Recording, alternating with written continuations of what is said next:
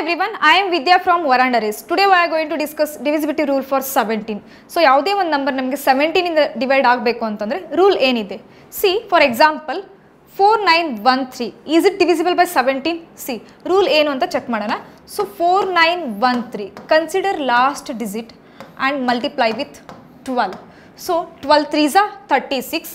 So add this 36 to the remaining term. So 6 plus 1 7, 9 plus 3 12. So 527. Okay, ಇಲ್ಲಿ ಕೂಡ ನೀವು ಡೈರೆಕ್ಟಾಗಿ ಚೆಕ್ ಮಾಡ್ಬೋದು. 17 3s are 51, 17 1s are 17. ಇಲ್ಲ ಅಂತಂದರೆ ಸೇಮ್ ಇದೇ ಪ್ರೊಸೀಜರ್ನ ನೀವು ಫಾಲೋ ಮಾಡ್ಬೋದು. So 17 3s are 17 1s are. This should be completely divisible by 17. ಓಕೆನಾ? And the next example is 1649. Just consider last unit place. Consider the last digit 9. So 9 should be multiplied with 12. So 9 12s are 108. Add this 108 to remaining term. So 12 to 7.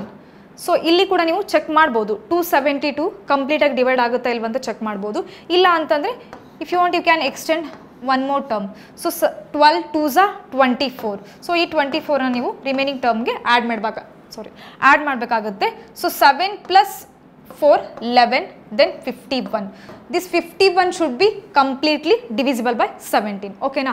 So 17 ಇಂದ complete ಆಗಿ divide ಆಗಬೇಕು ಅಂತಂದರೆ rule ಏನು ಅಂತಂದರೆ so last ಡಿಜಿಟನ್ನು ನೀವು 12 ಇಂದ multiply ಮಾಡಬೇಕು. So multiply ಮಾಡಿ ಬಂದಿರೋಂಥ ಆನ್ಸರ್ನ ನೀವು ರಿಮೈನಿಂಗ್ ಟರ್ಮ್ಗೆ ಆ್ಯಡ್ ಮಾಡಬೇಕು. ಒಂದು ನ್ಯೂ ನಂಬರ್ ಫಾರ್ಮ್ ಆಗುತ್ತೆ. ಸೊ ಈ ನಂಬರ್ ನಿಮಗೆ 17 ಇಂದ ಡಿವೈಡ್ ಆಗುತ್ತೆ ಇಲ್ವಂತ ಚೆಕ್ ಮಾಡಬೇಕು.